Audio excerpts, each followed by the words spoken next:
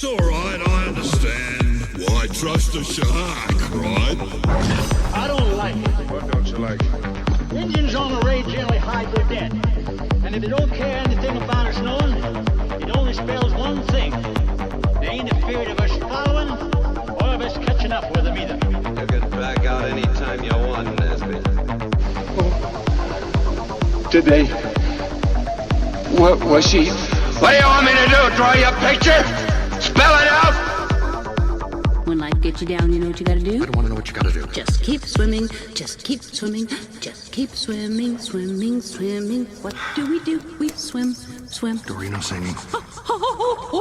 Dory. I love to swim in. Dory. When you want to swim, you want See, to I'm gonna get stuck now with that song. Now it's in my head. Sorry. Hey everyone, welcome back to No Intermissions, the double feature podcast where we pair the unpairable and link the unlinkable. Two unlikely movies are picked at complete random, and at the end of every back-to-back discussion, no matter how hard it may be, my guest and myself will find the connecting thematic tissue, whether it be from genre, aesthetic, motive, or style. As always, I'm your host, Jack Siddle, and last time you guys would have heard from me, it's when I would have had my good buddy AJ Ford on. We talked about sort of the late-age slapstick comedy double feature of Duck Soup from the Marx Brothers, and we paired it with the Aardman Studios' The Wrong Trousers of the Wallace and Gromit variety. It's been a little while since we've done the show, but we're back with a new double feature, bringing on a very special guest. I've known this lovely gentleman for a few years now, caught up many times watching his great genre movies, and he's become a good buddy over the years. It's Mr. Tim McQueen. Tim, how we going, man?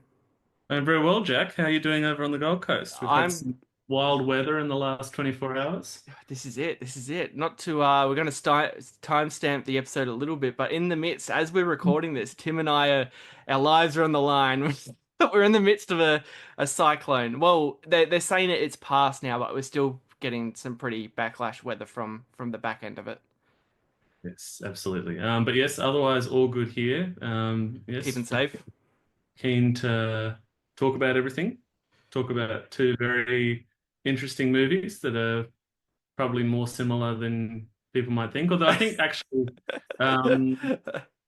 yeah. Well, I'll leave you to introduce them, but the titles do probably give away quite a big connection between the two films. Well, yeah. This is the thing. Like at the point A, what I was going to bring up is like, yeah, what no better time to take our minds off the crazy weather at the moment than talk about some great movies. One that you have recommended me for quite some time that I'm finally glad we've used this recording now, this podcast here, to use an excuse to finally get around to watching it. And the second have been, I was actually shocked halfway through watching the second movie. I was like, okay, this is pretty much the same movie. I was actually shocked by that. So I don't think we're going to have any issue at the end of the episode, like, on why these two connect, because it was sort of a light bulb moment where I'm like, oh my God, because I knew nothing about the first movie we'll talk about, barely anything. And as I was watching the second movie, I was like, oh wow, these are much more similar than I would have actually predicted. So that was really fun to sort of watch in real time and go, oh my God, that's incredible. But no, without further ado, Tim, I'll let you do the honors. What two movies are we talking about today? We are talking about John Ford's The Searchers, and we're also talking about the Pixar film Finding Nemo, directed by Andrew Stanton. And I think, yeah, from those two titles, then you can certainly get an idea that we're talking about two films where basically characters are in quest of someone who is lost or has been stolen away. So probably two movies on sort of the outer skirts, on the exterior look upon, where you're like, these aren't going to match. We're going to have a terrible time matching these up. These are two completely different, but as we talked about before, we're like, oh my God, these are like perfect. These are made for each other almost. But perfectly put, Tim. So no, without further ado, let's get into it. We're talking The Searchers. From the thrilling pages of life rides a man you must fear and respect. A man whose unconquerable will and boundless determination carved a lusty, rough, and boisterous slice of history called The Searchers. It's John Wayne as Ethan Edwards, who had a rare kind of courage. The courage that simply keeps on, far beyond all reasonable endurance, never thinking of himself as martyred, never thinking of himself as brave. So we'll find him in the end, I promise you. We'll find him. Here is a story of a man, hard and relentless, tender and passionate, of people who dared to challenge a hostile land. Here is drama of great love and aching loneliness. All right, so The Searchers is the 1956 American epic western, directed by John Ford, and has a cast including John Wayne, of course, Jeffrey Hunter, Vera Miles, Ward Bond, and Natalie Wood. And, of course, is based on the novel by the same name of Alan LeMay. And, yeah, so this is one that has been on the watch list for quite some time, and I've known Tim has been a big fan of this movie for a very long time. Ever since I've known Tim, I've known of sort of his expertise and love of John Ford's The Searchers. So I will kick off with Tim first. So Tim, I want to sort of let's start with actually where we'll start. I want to start with John Ford. Mm-hmm. Give us your sort of rundown and love of John Ford, if we can. Oh wow! How long have you got again for this podcast? Man, we've got the whole. We can go as long as you want. You're gonna have a long time in the editing room. So John Ford was he was born John Feeney, or Sean Feeney, sometimes you get. He was born in Maine, 1894. So Maine, obviously in that New England area, was a very, very big area for Irish immigration towards the end of the 19th century. So his family came from very Irish stock. Known as Jack Feeney, or sometimes O Feeney, with the Irish family of his that had come across from, I think from around his father was from County Galway. Mm-hmm. So that's sort of in the western part of the Irish Republic. And yes, as many Irish people did in the 19th century, emigrated across to the United States, which is where Ford was born. And that Irish spirit is very, very strongly felt across pretty much everything that he does. It's very much informs his sense of self, and actually a lot of the kind of questions around masculinity and around sense of place and race as well come up in the different films that he makes. And it's sort of something that is forgotten, that, like now a lot of people would look at his films and say, oh, these are films made by a white man. And that's true in the broader sense, but it is worth remembering just how sort of marginalized even Irish immigrants were in his lifetime. He said that it was only when John F. Kennedy became president in the 60s that he felt like a first-class citizen. It was sort of until then he felt like he was an other. And, like, for example, many Jewish people in Hollywood, he as an Irishman, changed his name, as his older brother also did, changed their surname from the very Irish Feeney to Ford, to make them probably sound a bit more palatable and a bit more sort of anglicized. So his brother Francis Ford, no relation to Coppola, he was also a film director, and actually was sort of the film director before John. He made a lot of very early westerns in the 1910s that are sort of seen as very important formative western films. And his older brother actually appears in a lot of his films. So if you've seen films like Young Mr. Lincoln, The Sun Shines Bright, The Quiet Man, there's the sort of the elderly, sort of affable, usually a drunken figure, wearing an old kind of Davy Crockett style hat, and usually trying to spit into a spittoon. And that was Francis Ford, who was in a lot of his brother's movies. But John Ford, very, very long sort of storied career in Hollywood. Made his first film 1917 called Straight Shooting. That was his first feature as a director, and thankfully it's actually one of the few very early films of his that actually still survive, so we can get a sense of what he was like as a director right from the beginning. Mm. His lead actor was in those days a guy called Harry Carey, who sort of had this very sort of dark, brooding kind of yeah, that kind of complicated figure of the Old West that he would play, a very similar sort of type in a lot of the old Ford westerns. Definitely an interest of. Sorry to cut you off quickly, but No, no, that's no. as you said that's definitely seems to be a career long interest of Ford's, of having Mm. those sort of archetypes as his main characters throughout his entire filmography. Even though, I will admit it's embarrassing to say I haven't seen the majority of his work, even though now I'll have to change that. But stuff like, there is some complicated stuff going on with the young Mr. Lincoln, and obviously this The Searchers. This is probably the definitive example of that, of having a very complicated damaged goods main character as the lead. But sorry, no, continue. No, no, I agree with all of what you said there. I mean, I know that I haven't seen the majority of Ford films, even Mhm. of the ones that still survive. I mean, I think if you sort of there'd be different totals out there, but it's something like 140 Wow. films that he directed. I think that's including, little short things and Right. TV in the Yeah. mix.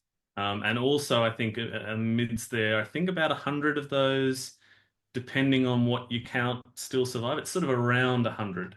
Okay. And probably wouldn't have seen many more than 40, I don't think. So there's quite a wealth of material out there. But just jumping back into Harry Carey, who was Mm. this sort of original leading man, Mm-hmm. I just want to touch on that because there is a strong link between that sort of figure and what happens in the searches. So in the searches, John Wayne is on record. You can sort of see it in the Bogdanovich documentary on Ford that John Wayne talks about how he modeled a lot of what he does as Ethan Edwards in the searches on Harry Carey. So like the gesture at the end where he Ah, yes.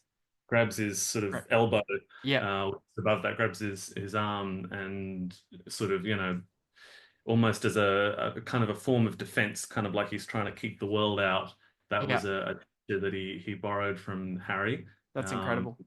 but also, of course, the film has got Harry's wife, or I think possibly at the time widow. I'm not sure actually when Harry passed away, but also his son. So Harry Carey Jr., who was in a lot of Ford films as well, and he plays Brad Jorgensen, the Yeah. younger um, the younger red-haired character who's sort of betrothed to Debbie's older sister. Mm-hmm.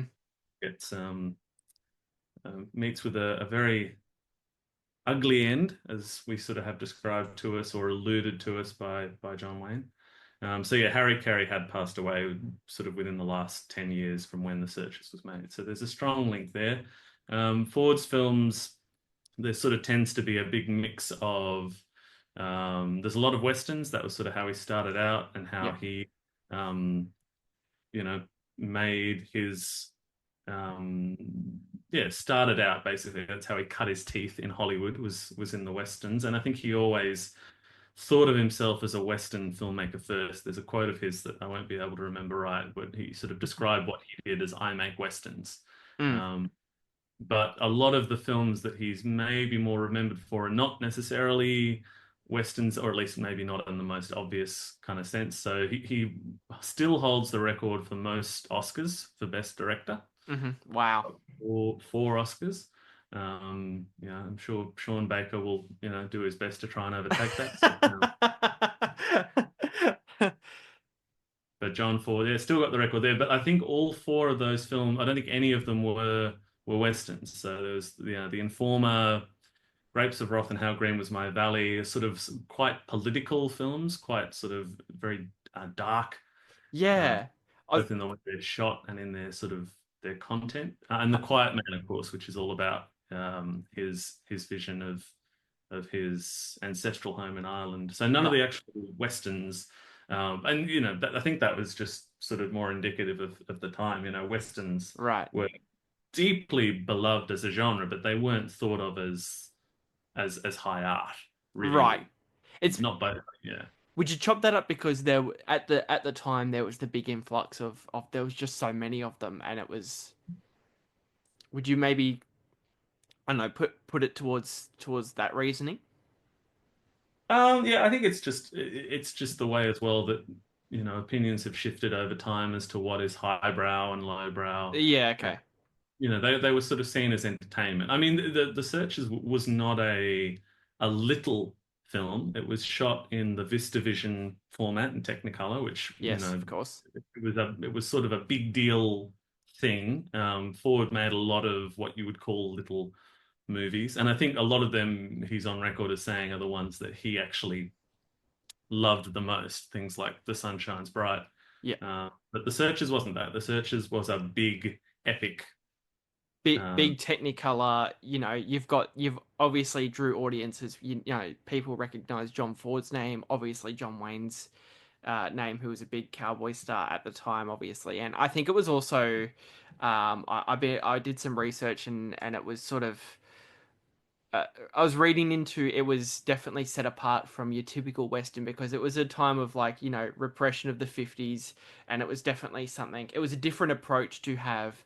We will obviously get into the nitty gritty character conflicts of John Wayne's Ethan, as we, talk further detail into the movie, but it was definitely a different approach to have. You'd usually have the black and white bad guy, good guy, but it was sort of interesting to have, our lead protagonist have such a, uh, you know, conflicted ideals that definitely made audiences probably uncomfortable, to say the very least, because it is quite an uncomfortable performance, despite the fact it is brilliant. I mean that as a complimentary fact, of course, but it is a very, very uncomfortable watch to see. So, our lead cowboy hero, our gunslinger, talk about some of the, act and talk some horrific stuff. Well, I think, you're just sort of touching a little bit on, I think, probably one of the main things we'll talk about with this film. And I think, we're sort of touching on the racial aspect of the film because this film, like a lot of Ford films, is about race Mm-hmm. and is about intolerance, and how that manifests itself. And, it is something that can cause very sort of different opinions on Ford. You know, we're two white men who aren't even from America Right. talking about Ford, and I guess, we can come to him with a different perspective than maybe someone who is a person of color and is American, who looks at his films and maybe wonders about the sort of things that are being depicted. But I Mm-hmm. do think that sort of at its heart, or at his heart, Ford is very much someone who is against intolerance, and particularly against intolerance of race. I mean, there's all sorts of other forms of intolerance that pop up in his films about, outsiders, and, the outsider that comes to town being someone who is, rejected, or, is not desirable, and how toxic that approach is. Of course, yeah. But yeah, I mean, there's a lot to unpack in terms of the film's attitude to Native Americans. There's certainly elements of it that are not always clear cut in terms of Mm-hmm. thinking, oh, this film is very obviously, pro-Native American and very obviously against the racism of the white characters. It's maybe not as Right. mean as that, which I think is something that is very off-putting to a lot of people when they first maybe encounter John Ford, that the way in which Native American characters are handled. And there's a writer on John Ford who I revere very, very deeply and will bring up in any conversation around him, which is Tag Gallagher.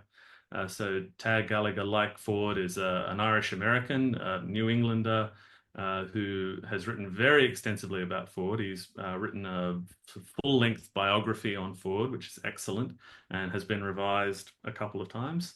And he, I think, has sort of written some of the most interesting defenses of the way that race comes up Mm-hmm. in Ford's work. So there's a particular essay which was sort of actually doing the rounds sort of within the last 6 months or so, which is called Angels Gamble Where They Will, talking about the Native American and actually all sorts of depictions of racial other in Ford's work. So also talking about how the Chinese characters in Seven Women portrayed, because in a lot of these senses, these characters can seem quite cardboard. The non-white characters can seem a bit cardboard, even sort of verging on stereotype, and also leaning towards sort of quite hateful concepts.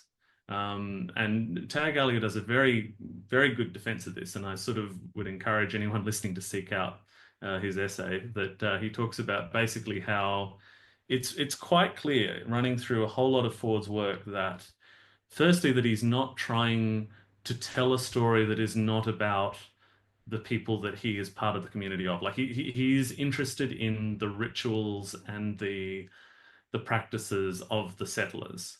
And that's not to say that he sort of marginalizes the Native American characters or the Chinese characters in Seven Women or the black characters in The Sun Shines Bright, for example.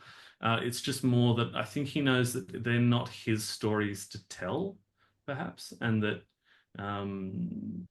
he's very much got his own approach of how he depicts the white settlers. And I think as well, he's very much someone who is about a sort of an artificial storybook approach to film. And Tag Gallagher talks about this in the essay, that's saying that it's a very modern new thing for us to be so obsessed about realism and authenticity in art, and to say, oh, this thing doesn't perfectly reflect reality. This thing is, somewhat obscured from reality, as if you could look at a painting by Raphael or something and say the same thing and say, oh, that's not real.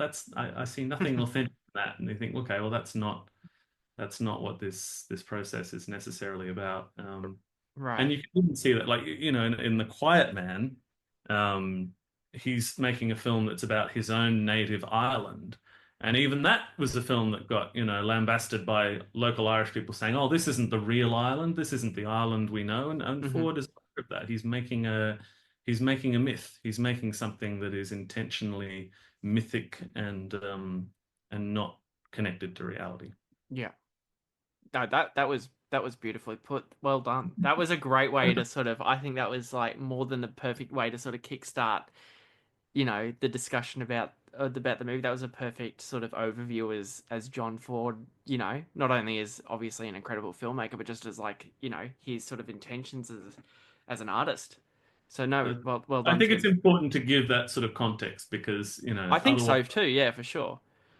I mean, The Searchers is a very beloved film. I think like Scorsese has always sort of had it up there in his, 5 or 10 favorites or whatever. And right. George Lucas as well. I think Spielberg even. They all very deeply love Ford and this film in particular. But sometimes I think when people do come to it for the first time, they can get a little bit shocked by certain aspects of the overt nastiness that, yeah, absolutely. And Ethan is a nasty character, and we're never allowed. Nowadays there are quite a lot of films made about race where they'll very, very clearly signpost evil white characters in a way that probably is more than anything designed to make an audience feel good about themselves. You'll have a very sinister character that is sort of serves no other purpose than maybe to make an audience just sort of feel good and go, oh, well, we wouldn't do that nowadays. God, we're so much better now than yeah. This isn't a universal rule, but it is definitely a trope that has sort of crept in. And I think Ford is canny enough to sort of sidestep that. So, Ethan is ugly and is monstrous, but he's also there's more going on with him. We occasionally maybe do feel sympathy for him, and he's also sort of very smart. I think that this is the other thing, is that they love to, in these sorts of films, have racists who are also just bumpkins and idiots. Right. Because again, that kind of reinforces us and it like makes us think, oh, yeah, this is good. I'm not like that. I'm not racist. Racists are stupid people, Right. But Ethan is more sinister in a way because he is smart. He knows about the, Comanche language and about their customs. He's very well versed in the group of people that he hates. probably more so than the characters in the film that are more sympathetic Yes. to the Native American characters, and that, in a way, just sort of makes him more sinister. Yes. That is 100%. I thought, yeah, like for anyone unfamiliar with The Searchers, who should probably definitely be pausing this right now and going to check it out immediately. Just a quick overview. It is about sort of like how would you describe him? Like a ex-Confederate, sort of a very violent, troubled, as we mentioned before, like a troubled goods soldier who is sort of come back to his family after so many years after being away at war, and quickly the story develops into a sort of manhunt, uh, like a almost like a road trip movie of sort of It is a bit, yeah. um lost family members that were what we'll put at the moment is sort of kidnapped by what we believe is sort of a Native American Comanche tribe. And Ethan, who is played by John Ford, that we've John spoken Wayne. by John Wayne. Very Sorry. easy to confuse. The number of times I've said John Wayne before, Sort of very easy. yeah, sort of takes his what's his relationship to Marty again? He's adopted. Is it So Marty, the Jeffrey Hunter character, yes. so his family was slaughtered in a similar incident to what? Because he's 1/8. He's like a very distant relation. Yeah, I think that's right. I think he is 1/8. 1/8. And even though it is such a distant small amount, John Wayne throughout like 99% of the movie still holds some sort of reserve and judgment against him, because that's sort of the only aspects of Marty's character he just wants to see, and sort of those two go together to track down this lost this little niece of Ethan's, who was sort of believed to be kidnapped by an Comanche tribe. And it's just sort of those two together over the course of what, like I think the whole movie takes place over a year or two. Oh no, No, it's much more actually. Sorry, because by the years, yes, sorry, we will get into sort of the finale later, but we do, yeah, obviously, it is a big amount of time, and it's just these two together. Sort of, you get that great John Ford, Monument Valley, sort of as Tim had mentioned, sort of the Vista Vision, Technicolor landscapes, and it's fantastic. I think as well, to touch a little bit more on Jeffrey Hunter's character, Martin, he's, for anyone that is kind of questioning, I think, the film's approach to race, like the film, I think, goes to great pains to make it clear that Martin is who we are meant to identify with much more. Martin is much more our surrogate, I think, in the film. I mean, that's simplifying it in a way I wouldn't probably like to absolutely commit to, but he is more our surrogate than Ethan is. We're more sympathetic to him. He's the one who tends to sort of favor the gentler approach. He's more naive, certainly, and the way that he treats poor old Vera Miles's character is pretty awful. It's terrible. But he's still definitely he's flawed. He's as flawed as every other character in the mix here. But he is much more, who we are meant to align with. And it's not for nothing that character that we are meant to associate with more is, as you say, 1/8 Native American. I think it's 1/8. I think it is 1/8 Cherokee is the actual direct quote, I think, at some mentions. Yeah. And that's sort of significant as well, that, the difference or the perceived differences that the white settlers had about which tribes were good tribes. Right. There was that sort of, rather horrible kind of categorizing sometimes of, which tribes could be trusted. And yes.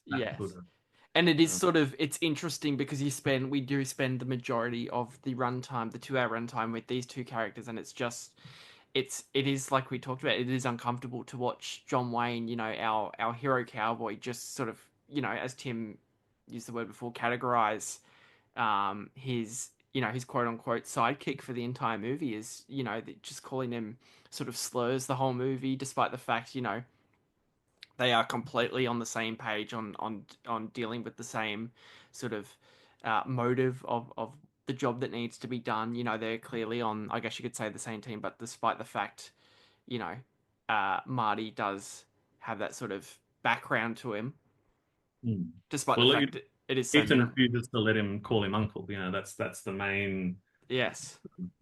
through line of that for the whole Right. film. That he Yeah. constantly is just calling him Uncle Ethan. He's like, no, you don't call me uncle. You don't call. Yeah.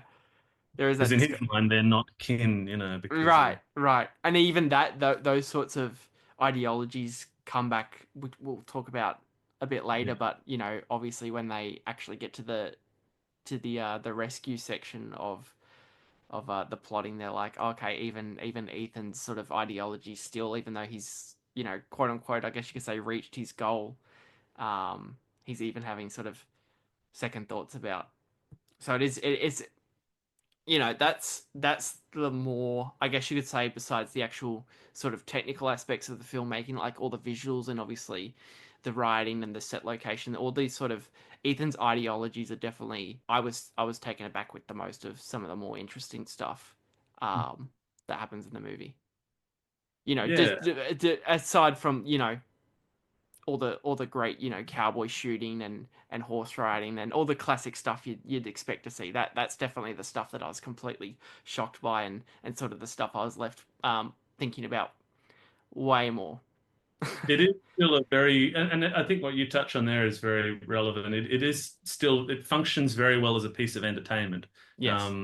And I think, again, as with a lot of Ford films, and that might again be I don't know, a thing that is a bit off-putting to some people, that it does kind of go from the sublime to the ridiculous so easily that, you know, um, these big gun battles, and then at the end there'll be, you know, people cracking jokes. And the one that gets talked about a lot in this film is that there's, without giving too much away, Oh no, just go for it. We'll just just go for full it. We're spoil. gonna Yeah, yeah, assume full spoilers on this show. Yeah, yeah, that doesn't matter. everyone's seen the movie. They all know that at Yeah. the end, Ethan has this miraculous, sort of almost unearthly change of heart to accept Debbie, Hmm. accept the adult Debbie, and to take her home after originally deciding that no, she's not, you know, she's not white anymore. She's one of them and has to be Right. killed. That he has this sort of sudden change of heart. And there's the sort of the famous scene where he grabs her and says, you know, let's go home, Debbie. And then we cut to Ward Bond having an arrow pulled out of his ass. You know, I know. Yeah, that's. it's the perfect sort of juxtaposition of, you know, this beautiful sort of, you know, heartfelt, out of nowhere, you know, this miraculous Oh, that's such a good point. divine sort of ending in a way of him, yeah, taking Debbie away. And then you just cut to Ward Bond, you know, in his long john underwear, sort of, you know, cursing and screaming as they're pulling the arrow out of his ass. That's incredible. That's a fantastic point to bring up. Like, and that's something too. Obviously, I completely forgot about is, despite the fact on whether it's uncomfortable or not, there is quite a amount of levity in the movie. Yeah.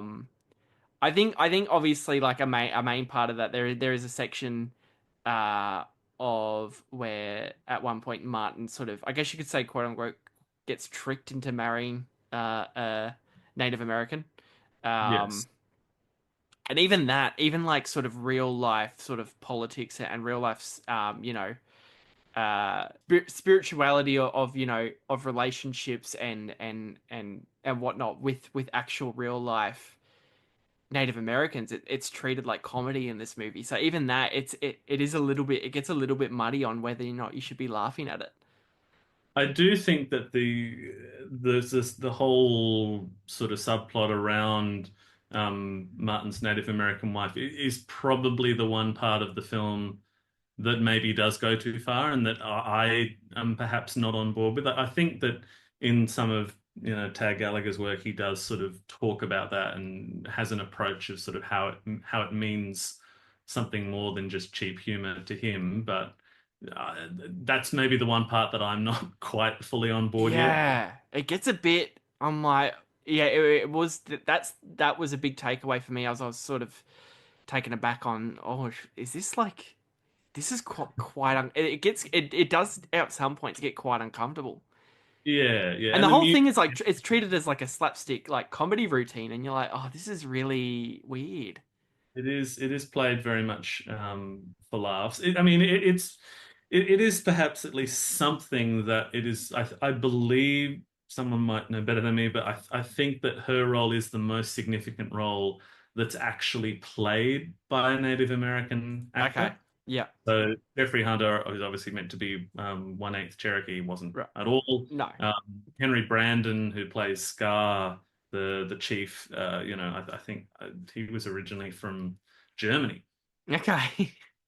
Yes, but the actress, I've just got the name here, Beulah Archuleta. I might be Okay. getting totally wrong. Beulah Archuleta, and she plays Look, Look. or Wild Goose Flying in the Night Sky is her. That's her actual name. Yeah.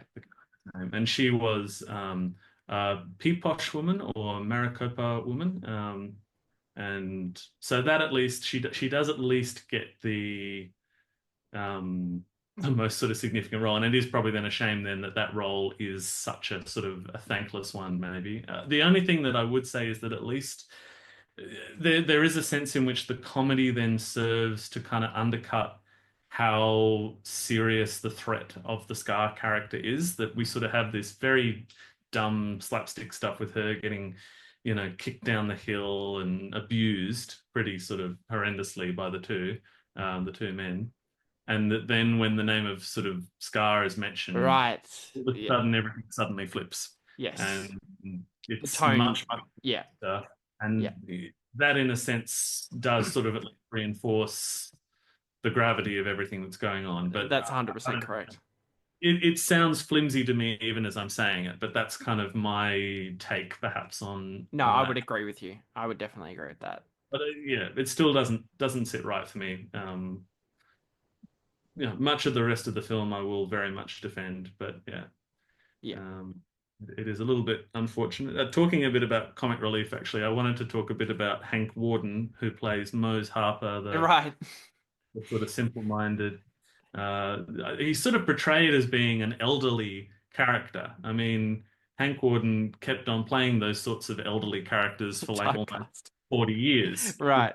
Not typecast, but like also just old for a long time. Yeah, Like, okay. Yeah, interesting. Yeah. I think there's even a line in the searches about how, he's, this old man. They talk about him being an old man. And then, he turns up in Twin Peaks, 30 odd years later, sort of doing the same thing as the old bellhop, if people have Yeah. Yes, seen- exactly right. But doing yeah, it. no, you're totally right. Like even at the start when sort of Ethan is you know, returned back to his brother and his brother's family, and they're sort of like catching up, and yeah, Mose Harper does get brought up, and like, oh, Mose Harper told us you were in this place of the country, and and you get that great John Wayne where he's like, Mose Harper's like he doesn't know what planet he's on, and like that sort of does reinforce like within probably the first like 10 minutes of the movie that this Mose Harper that you'll soon catch up on is probably not, doesn't have all these marbles with him. Yeah. But we love him. He's a very, Yes. He's his rocking chair. And yeah, yes, he's sort of ongoing through line of the movie is just wanting to rocking chair is beautiful stuff. And he gets it at the very end. There, Yeah, John Wayne comes back with Natalie Wood, and he's sitting on the veranda in his rocking chair. So John Ford was very generous. Yeah, that's the one through line that everyone really cares about.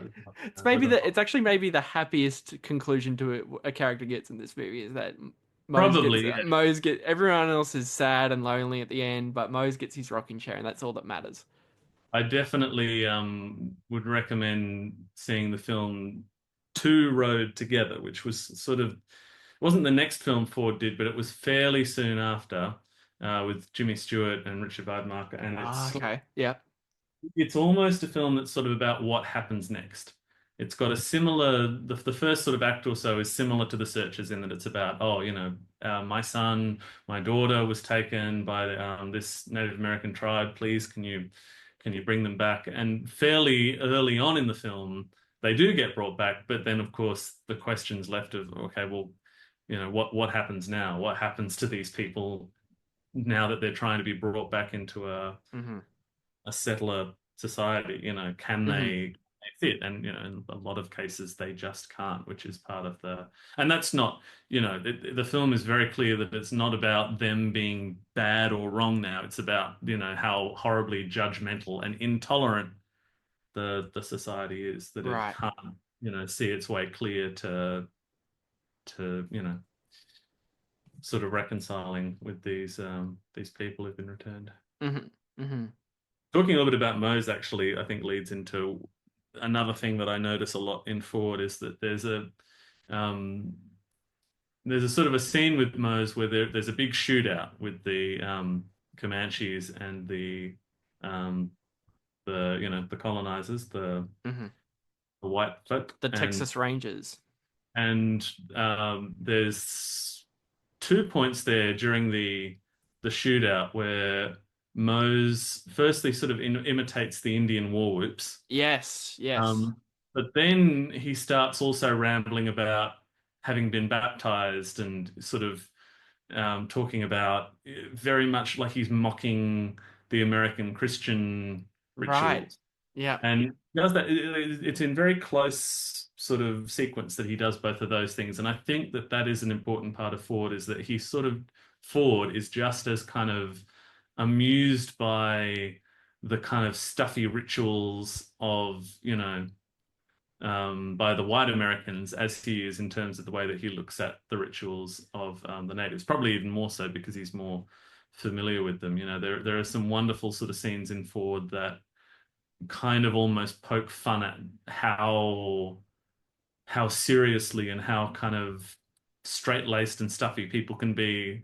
I'm thinking there's a scene in Fort Apache where there's a sort of a big dance hall number, and the kind of very awkward, stiff way that all of these white American soldiers, cavalrymen and their women are kind of doing this very sort of stilted dance around the dance hall is a very curious way of observing that American culture, and kind of maybe poking fun at it a little bit. Interesting. No, this is the thing, like, to quickly sort of pause the discussion on the Searchers as a whole, but just reflect back on John Ford's actual filmography, because obviously, I'm aware that you're a big fan of stuff like How Green Was My Valley and things of that nature. Would you classify the Searchers as sort of, maybe for anyone completely unfamiliar with Ford's work as a whole, would you sort of pinpoint The Searchers as the definitive Ford movie? Ooh, the definitive. It's an interesting point. I mean, yeah, probably. It probably does have the most sort of hallmarks that would make it maybe a good entry point. I mean, in some ways, it's probably not a good entry point, I think, for a couple of other reasons, but right. It's definitely the most famous. It's definitely the one that comes up first in all the, sight and sound films of, type thing. It's the one that is kind of the canonized Ford. Right.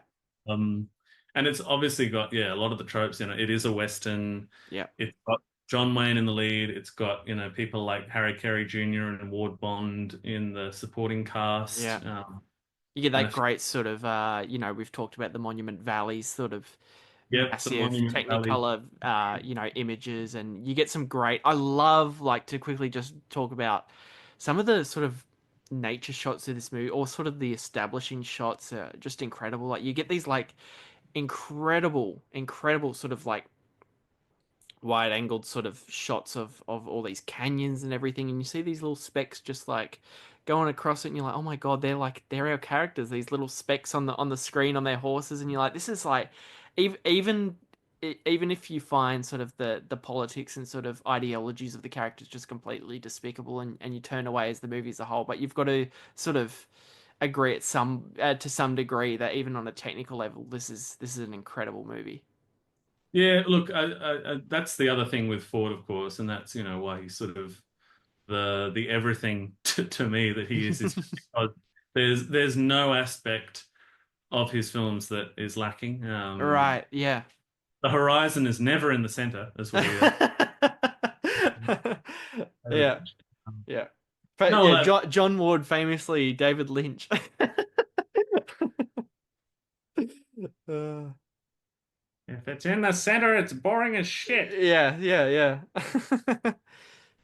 So yeah, it's beautiful. Yeah, he has a very strong painterly eye, and I think again, you can, I mean, you're saying then like you can maybe divorce yourself from the political aspect and just admire the technical side. But I think the technical side does inform the fact that it is this mythic, Right. unreal thing. Like it's designed like it's not just a beautiful film, but it's harkening back to a lot of old Western painting. Like it's harkening back to, and I won't be able to think of the names of the people like.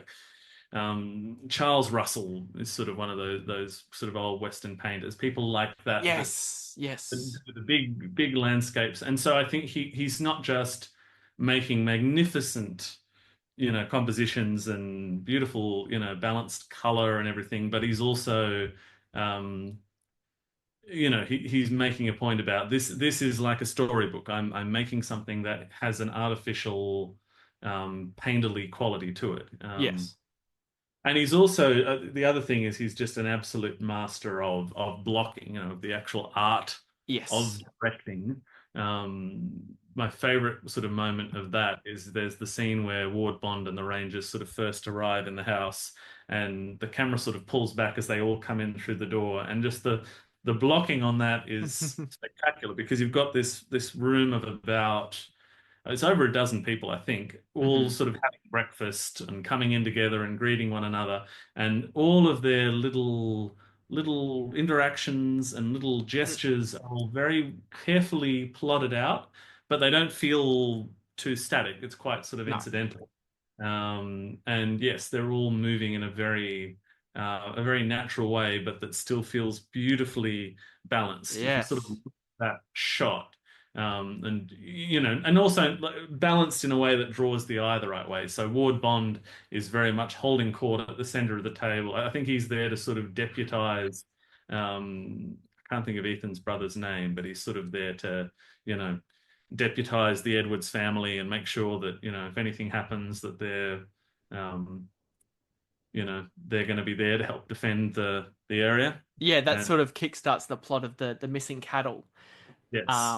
But no, just you took the words right out of my mouth just before. It is like I think I was looking at some interviews before, and I was watching one with Spielberg who talks so lovingly about not only John Ford but about this movie in particular, where right before Spielberg will start making his new movie, he'll go back and watch this as sort of because he much like we talked about at the start of the episode, people like George Lucas and Jean-Luc Godard and Scorsese find this movie so inspiring. Like Spielberg specifically talked about the blocking and the staging and sort of how Ford will just lock down the camera and let the characters move around and just make it completely kinetic. And as you mentioned before too, there's so many inside every single scene. There are so many great intricate little character interactions with each other. Like the one I've always been thinking about since my initial watch the other day was that shootout across the river with the Comanche tribe and John Wayne and the Reverend are there, and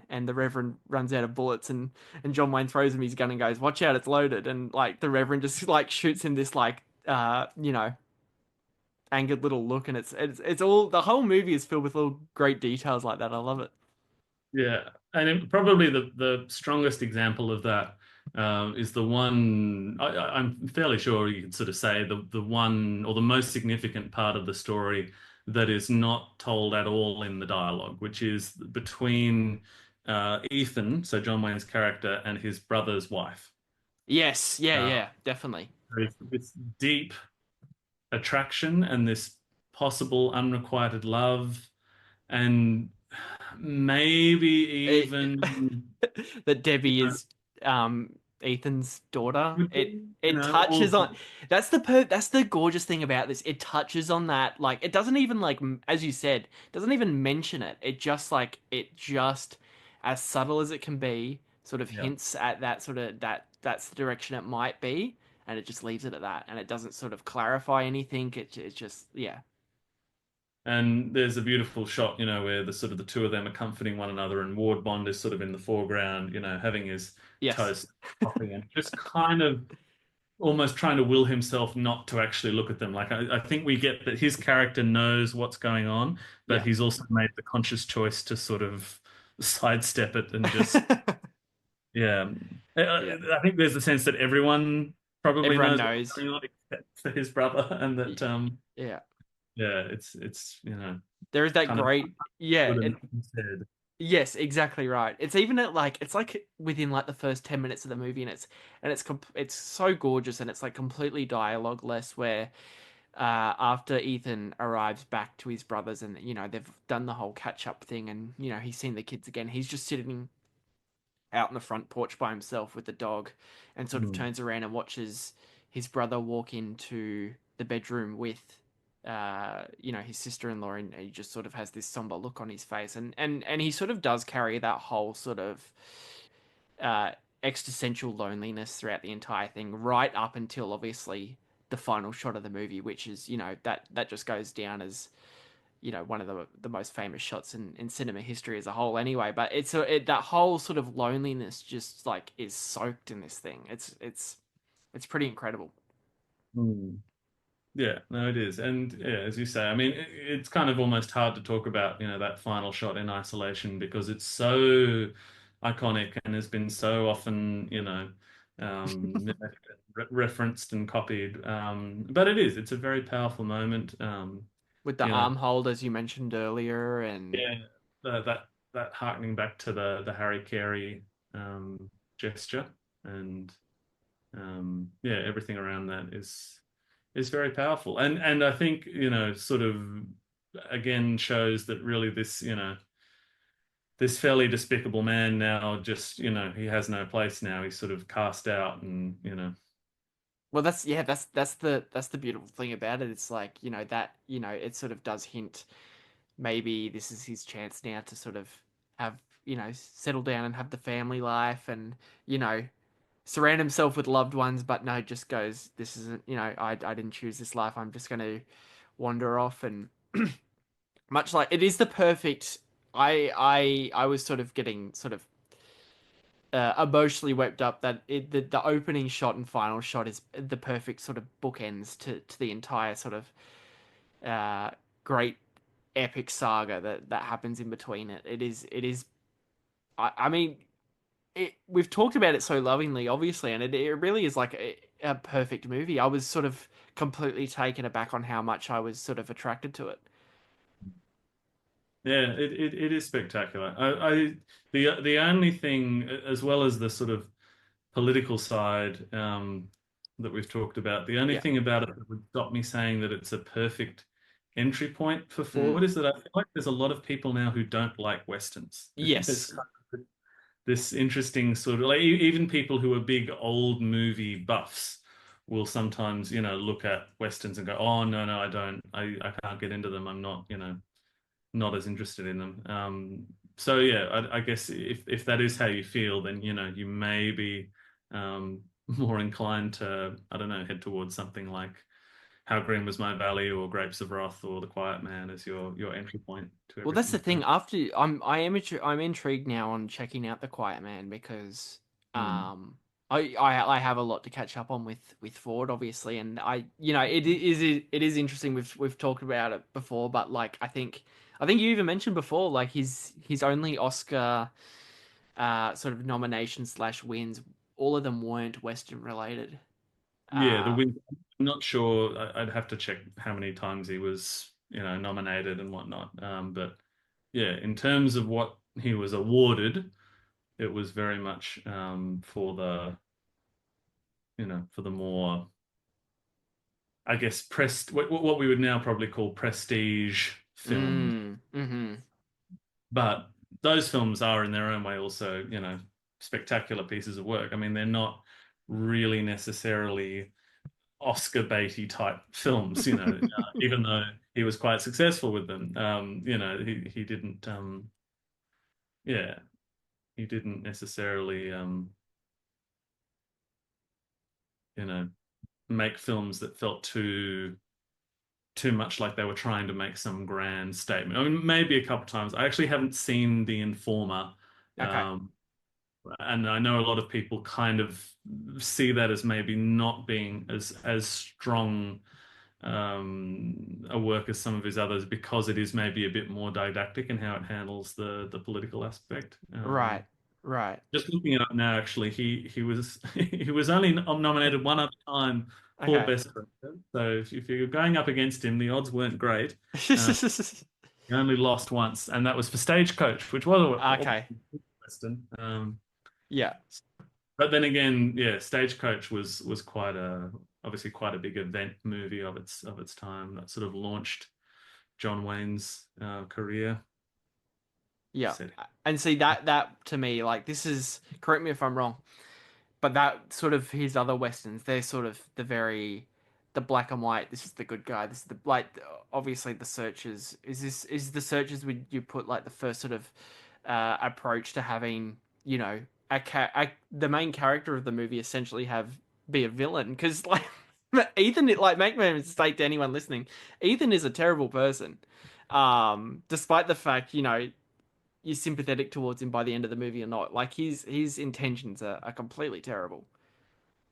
Look, I would not probably not agree with that. I would Okay. say I've got quite strong feelings about this, that there is this kind of this modern concept of how, you know, in the old days the westerns were straightforward, and that there were, you know, the good guys in the white hats and the bad guys in the black hats, and Right. John Wayne was always the good all-American hero. And that then in, you know, the 60s, we have people like Sam Peckinpah coming in, and all of a sudden there's moral ambiguity in Westerns and things like that.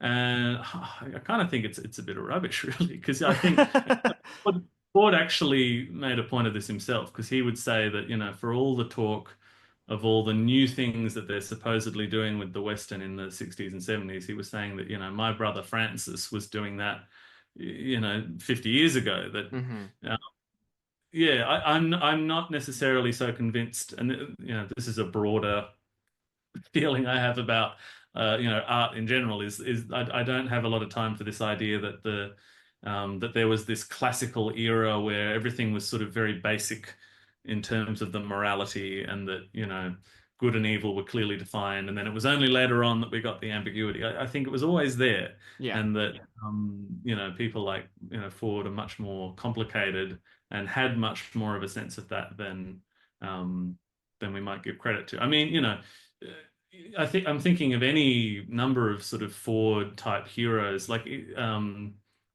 there's a character who is the Judge Priest, Billy Priest, who's in a couple of movies. Judge Priest is one of them, and The Sun Shines Bright is the other. And he's a much warmer character. Like, he is a much more obvious hero protagonist than Ethan Edwards. But he is still a very complicated man. He's, you know, someone that's lazy, someone that can, you know, sometimes be a bit of a drunk, can, you know, be a little bit cheeky in terms of his attitudes to morality. And I think all of Ford's Westerns, probably, you know, again, I haven't seen all of them, but I think in all of his Westerns and probably all of his films, there's a lot of ambiguity.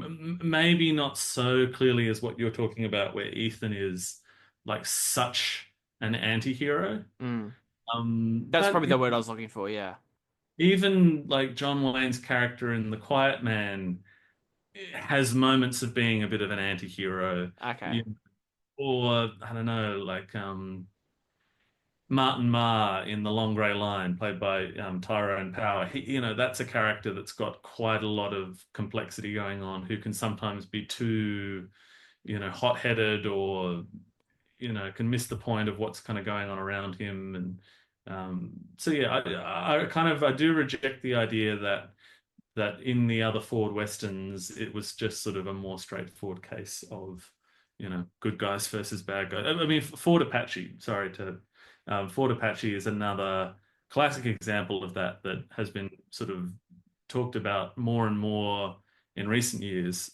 It's Henry Fonda and John Wayne, and, you know, that is a very complicated film in terms of the sort of just very basic kind of rundown of that is it's sort of a cavalry officer who comes out into the middle of the West and basically tries to do everything by the book. And of course, you can't do everything by the book out in the wild, wild West. Right. Yes. That's the very basic sort of log line of it. But of course, it does become much more complicated than that, and the different senses of morality and right and wrong in that film are very complicated, and are still being talked about today because of that. Yeah. No, that was no, well put. I could go on. My Darling Clementine just popped into my head as another title, but I was gonna say I'm shocked because I know you're a big fan of that one too. I'm like, how has he not mentioned My Darling Clementine yet? Yeah, well, that's we could go through all of them. I'll start, straight shooting, and then bucking Broadway, and just go through all 100 films in painstaking detail. No, we've got a whole other film to talk about. Yeah, that's it. Probably pivoting towards final thoughts on the searches there, Tim. So anything we may have left out, which I'm sure we have, like sort of any lines of dialogue that you're big fans of, any sort of particular scenes. Like I've just like, as I'm talking about now, I realize I haven't even touched on my favorite scene, which is like I adore that bit where it sort of really sums up Ethan's character as a whole, where they sort of on the first moments of trekking to find Debbie there, they come across the dead Native American there who was under the rock. And there's sort of a dispute because one of the people in the group are going, oh, usually they put in more effort to hide their dead. So I think, I'm getting a bit sort of worried or anxious that, they're not as sort of, concerned about us following them. And then John Wayne just sort of whips out his pistol, shoots the dead Indian, the already dead Indian, mind you, one shot in each eye, and says, just to add to the racism, where his racism just goes to a spiritual level, where he just sort of says, now this guy can't wander the plains, where it just sort of, I'm like, oh my God, this guy is such just a nasty nasty racist person, where he's like, he even like sort of just buys into it. He's like, it's crazy. Sorry, you were about to say something. All I was going to say was, just to agree with what you were saying, and also just how it's a, like, again, this aspect of his character that he knows he's chillingly smart, and he does pay a lot of attention to their customs and wants, like he does this for very specific sort of reasons about what their culture is, and it's this this weird disconnect to do something that, is sort of in a way almost deferring to the spiritual beliefs of the character, even though it's in defiance of them. It's a weird, complex. It was just, it's interesting to me because he's like, the whole thing where he is so anti, Native American, he just buys into for like a brief moment, in the off chance that their religion and spirituality is real, that he goes, okay, I'm not even giving them a chance. Like, I don't even believe anything they believe in, but I don't want to risk any chance of any sort of happy endings to any of these people. I was like, okay, that sort of sums up his character beautifully, despite the fact it's like an incredibly ugly context.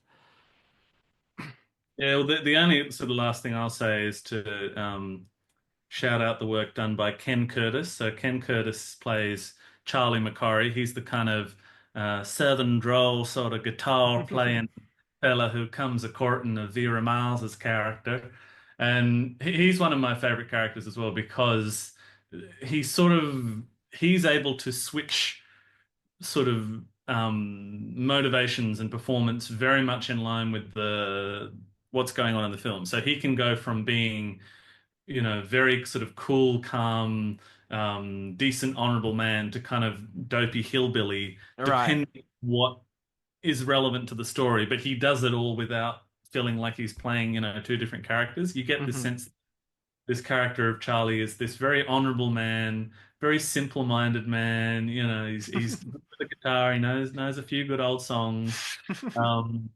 And that's part of what makes the sort of the final fight between him and Jeffrey Hunter's character so much fun, because he is kind of a bit of a dope, Charlie McCorry, and you do sort of he's going to lose, and that Vera Miles really does love Jeffrey Hunter's character, and that they're all going to end up happily together. But you do sort of still respect the kind of I don't know, that there's a certain integrity that his character has that feels very authentic to that sort of to that world. No, that is 100%. No, so I mean, I think probably pivoting towards the end there, I think, I'm so happy that I've finally gotten around to watching this under your recommendation, of course, because I know ever since you and I have started talking, I've known The Searchers probably through you, so it's like I think it was very fitting to get you on and talk about, because I'm so glad I got your insights about it, and obviously John Ford as a whole. So no, that was great. So so that was The Searchers. We'll be right back. We are talking I can't believe, leading up with The Searchers, we are talking Finding Nemo. Dory, do you see anything? Ah! Something's got me! That was me. I'm sorry. I see a light.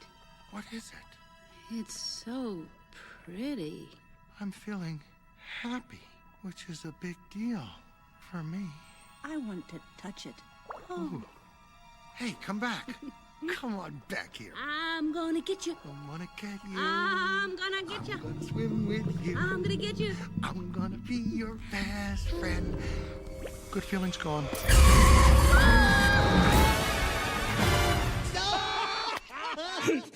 I don't get it.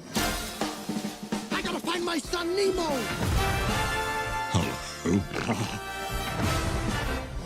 Fish are friends, not food. Grab shell, dude. Grab one. All right, we are back, and we are talking Finding Nemo, the 2003 American animated comedy drama adventure film. There's a lot of dramas there, a lot of genres there. Sorry, rather, with a cast of Albert Brooks, Ellen DeGeneres, Alexander Gold, Willem Dafoe, and Jeffrey Rush, and of course is directed by one Andrew Stanton. A little bit of, like we talked about at the start, a little bit of a, I guess you could say, shift. Probably not so much in sort of plotting, but definitely in sort of, because this is an animated film, of course, the infamous Finding Nemo animated film, the Pixar movie, which was obviously a bit, it continues to be, I guess maybe less so, a hot brand, because I think we might agree they've probably dipped in quality a little bit the last maybe 10 or so years. But at the time, like 2003, the early 2000s, they were absolutely on top of the world. They had, some absolute classics. So first, what was your first initial viewing or memories, I guess you could say, of Finding Nemo, Tim? I'm pretty sure I saw it in cinemas. Okay. I'm pretty sure that, because I'm old enough for that I was there as a little kid when it first came out. I think it's interesting what you say, talking about the way that the Pixar brand has sort of shifted in people's minds. I think that there has definitely been an evolution of how they've been, perceived by a lot of people. I think when stuff like Toy Story and this maybe, The Incredibles as well, when they sort of first came out, there was a lot of, I don't know, that in the early sort of, I'm sort of maybe just old enough to remember when, the tail end of the 2000s, as in the decade, the noughties, the Pixar sort of star was pretty highly thought of, I think, among like quite a lot of even, serious film lovers. There were, like a lot of people at the end of that decade that were saying, Wall-E or whatever, or Ratatouille. Right. There with all the other great films of the last 10 years. And I don't know, I think there's been I think quite a strong backlash against that in the sort of the 15 years since then. Some of it's probably justified, but some of it not so much. I think that the quality, as you say, has probably dipped in a massive way. Not that I've been keeping up to date with every Pixar release, but from I this haven't either. from the very small handful I've seen, well, I mean, it's mainly because like when they fit, like the Toy Story day, the Incredible Days, they had such like big names. They had like people like Brad Bird and obviously John Lasseter, like people like really like artists like behind the wheel there, and that they're pumping out really excellent quality work, and obviously this is Finding Nemo. That's no exception. Like I think this is probably at the top of, if not at the like absolute peak of the Pixar list. I'm just having a look through now. I'm just trying to think of sort of the latest stuff I've seen from them, and it hasn't been. I mean, dare I say, maybe the last thing of quality from them might have been the third Toy Story movie. You think the rot set in that early? I think so. Well, based on a very quick glance at a list, I think that might have been The same sort of collection myself, I think, of titles. because like I don't know, like the technical quality of the filmmaking has still remained the same, but I don't think they've ever captured sort of the writing or sort of especially any of the plotting. Because I think we'll obviously talk about the specifics of Finding Nemo shortly, but I don't think they've ever sort of recaptured the same heart that any of those earlier ones did. Yeah, look, I mean, looking at the titles, there's not really any of these, apart from sort of maybe Finding Nemo and a couple of others that I really Right. love. Mm. And yeah, just sort of looking now, there's plenty that I haven't seen. Like, I know that I never saw the third Cars movie, and See, I didn't even know there was a third one. no, I don't know. Owen Wilson may not have known either. They might have just sort of cobbled together a few out. See, like obviously, like Ratatouille is obviously loved, and Wall-E. Like they had that sort of Yeah. the mid 2000s, as you put before, was like sort of definitely a resurgence in their peak.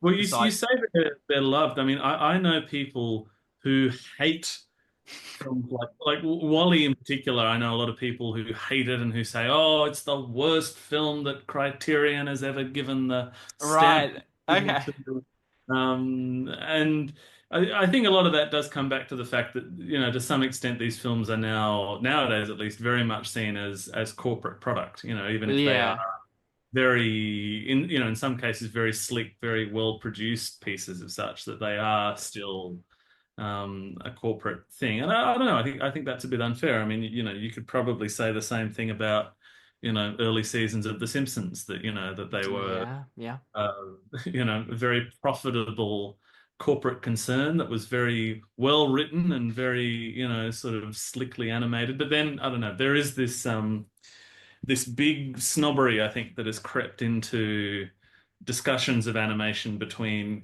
the hand-drawn stuff Right. versus, the computer-generated stuff is, I think, still now seen as this soulless thing that, it's, oh, the 3D animation looks so ugly. It was, done in a computer. Oh, no, I want beautiful hand-drawn works. I sort of seem to smell a little bit of that, I would call it snobbery. I think that's not unfair. I mean, you can have a preference, obviously, and there is a lot of 3D animation. The kind of the DreamWorks face stuff that Right. can be ugly, Yeah. but I don't think it's an ugly form in and of itself. And I think in Finding Nemo in particular, it can be quite beautiful. Yes, And you just quickly, just a quick sidetrack there. You just remind me of maybe one of the funniest interactions I've seen on the internet in quite some time, where someone, this is obviously a relevant sort of to a bit of timestamp the episode again. It's actually a topic that you've brought up on Twitter recently about the sort of the 35mm scans. Tim just looked very nervous there for a second. Someone had put it in the comments section of that upload. You just remind me when you were talking about, made on a computer. Someone asked, what camera did they use to make this? And they went, well, okay, well, Shrek was made on a computer. There was no cameras used. It's just a funny sort of, yeah. Anyway, I just thought that was funny. But no, you're totally right on. I think there certainly is a particular element of corporate greed within these things, especially later in the later stages of sort of their productions. As maybe, but There's been a lot more sequels in the last. I that's a sort good of point too. I hadn't quite appreciated. I mean, they've kind of alternated. Like if you sort of go through, it's sort of like you know, there's one original film for every for every sequel type follow-up thing, which yeah, I guess is fair enough. But Well, that's the thing. They made a sequel to this. Like, when's the last time you heard anyone talk about the sequel to this movie? yeah, I saw it. I remember at the time, and Yeah. yeah, Well, that's it it. That's I'm in the same boat. I saw it, and if you ask me right now to tell you anything about it, I couldn't. I remember the scene where the truck spilled off the road, and I think they had Louis Armstrong playing, and all the fish fly back into the ocean in a very beautiful. Okay. That was sort of one memorable moment in what was, I think, was a pretty obvious kind of cash grab. But even some of the original titles that I'm looking at here, like I saw, I think Soul, Luke, Oh, okay, yeah. and Turning Red. Oh, And yes. Yeah, okay. I didn't dislike any of them, but No. again, none of them really stayed with me in the way that, and that, I'm sure there'd be people screaming now and saying, well, that's just an age thing. You remember the ones from when Right. you were a kid as being these, peaks of whatever because, you were 8 when they came out, Right. whereas you look at, something now and you go, oh, that's so obviously pandering to this. And, ooh, is Right. that Turning Red pandering? Is it, yeah, just trying to play into what will sell well and what will, That's a fair point. It's a fair point.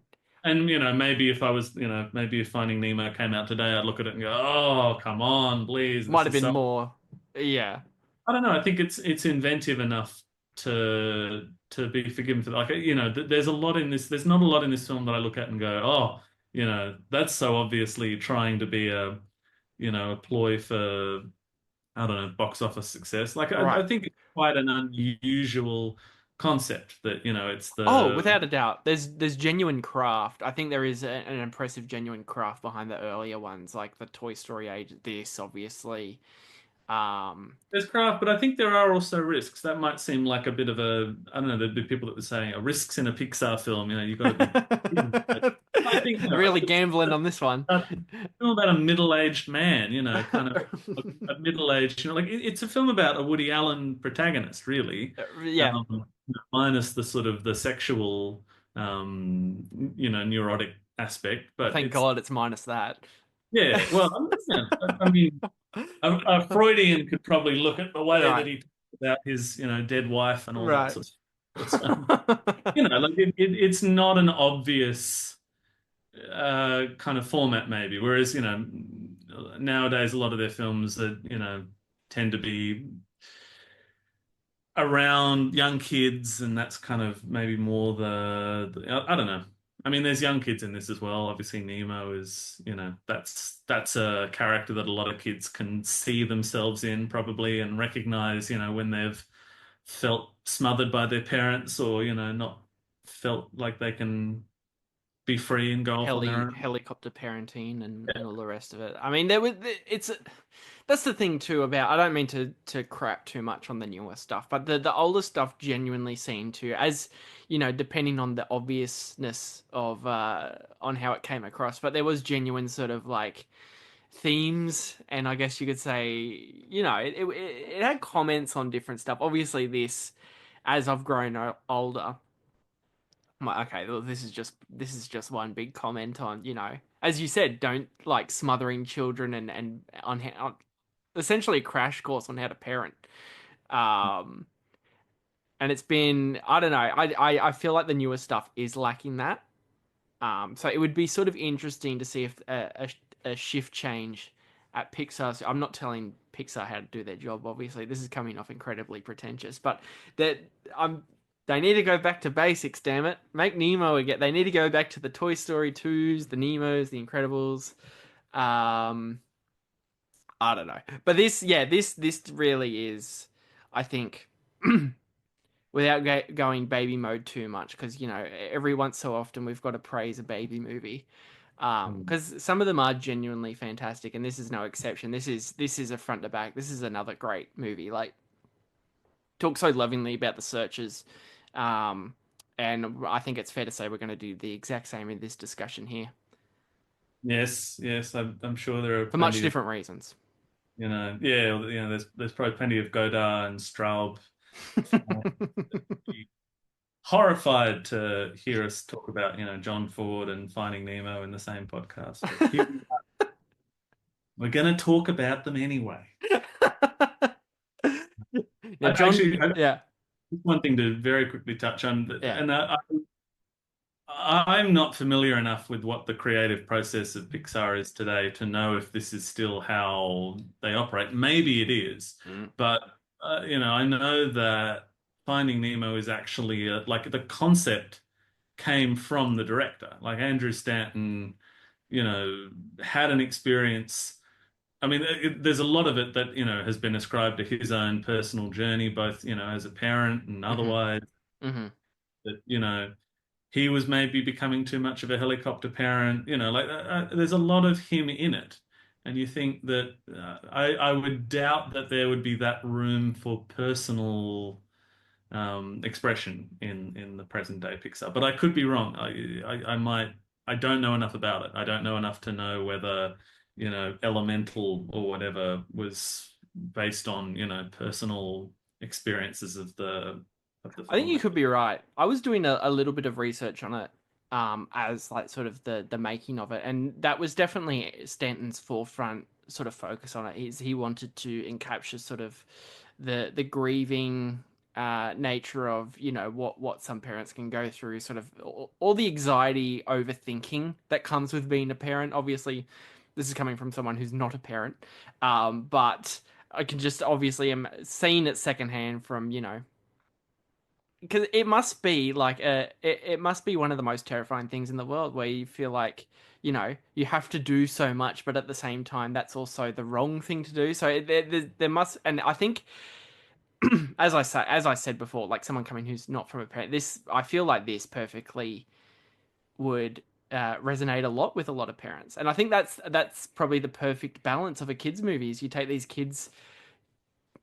the kids to the movies to see the new Pixar movie, and the parents find sort of comparisons to their real life and real life situations as they're watching it. So I think it does strike a perfect balance in that regard too.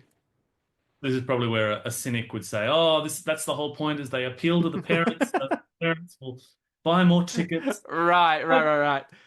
It's a very powerful film about fatherhood. Maybe we could have done a Razorhead Finding Nemo double Oh my feature. god. Yeah, That could be. Oh no! Oh my god. The red baby sort of looks a little bit like Nemo in the front. Yeah, it does a bit. That was a great thing to watch on sort of, because obviously when they were making this, they're like, okay, we're making a children's animated movie about fish, and fish famously are one of the most lifeless, sort of emotionless looking things on the planet. So how do we do that? And so they sort of took inspirations from like dogs, on how dogs emote with their eyebrows, on sort of like how their eyebrows their eyebrows sort of convey the entirety of the dog's emotions. So they sort of took from that, which I found kind of interesting. Mm-hmm. Yeah, well, there's a lot in that, isn't there? I know that there's that clip from, well, not, there's a screenshot from Finding Dory where we meet Dory's parents, and the way that they've sort of animated the stripes on her father to make it look like he has a receding hairline. Right, like right. How did they get a receding hairline on a fish? Because they were able to animate it in a way where the stripe sits a bit further back, so it looks like he's got this, kind of. Yeah. And that's the thing too. That's sort of, despite the fact that is a newer Pixar one, you sort of that is just the magic of it, is you just sort of buy into it, even though as we're talking about that now and how naturally silly that sounds, but you just sort of, as you're watching it, you just naturally buy into it. They've always had a good sense for character design and how to kind of, we get a sense of all of the characters very quickly. And that might make them, I don't know, seem a little bit too cardboard, but I think there's enough sort of weight to it that it doesn't feel too restricted. That, like you think about the fish that Nemo meets in the dentist office. Um, you know, The Great we Escape fish. very quickly get that there is the obsessive compulsive one. There is, the French one who does the cleaning. There's the one who the germaphobe is my favorite one. The one who's kind of kooky and has the twin sister that's just her reflection in the glass. Right, yes. Then you've got the grizzled kind of war veteran, Willem Dafoe. With Willem Dafoe's, sort of cheek lines. That's the funniest thing too. That made me laugh so hard when I was watching like a documentary on it, going, "How did you design the Willem Dafoe fish?" And they literally just said, "We took a photo of Willem Dafoe and made him into a fish." I was like, "That's incredible." Yeah. And in a way, I mean, it does reduce each of those characters to a pretty basic archetype very quickly. That okay, this character will do this and this one will do this. But I think I don't know. I think it's quite effective. It's effective in the way that it's done. That we very quickly get an understanding of a lot of the characters, and there's still a lot of very fun invention to that. Like of course, the sharks in AA. Right. Favorite sort of favorite parts of the film. And I think it's also quite funny to think about like the very selective characters that are Australian. That's the thing on this rewatch that not necessarily bugged me, but it was distracting.